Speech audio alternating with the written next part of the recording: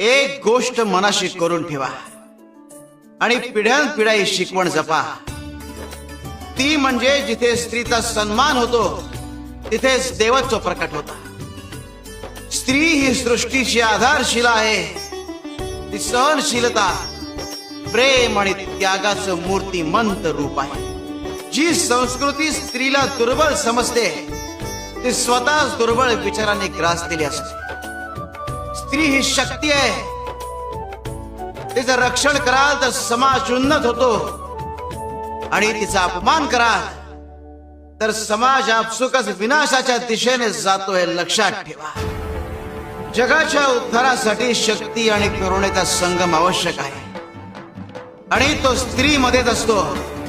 तिच्या सहनशीलतेला कमकुवत समजणारे अज्ञानी आहे. जी स्त्री प्रेमानं कुटुंब सांभाळू शकते, प्रसंगी ती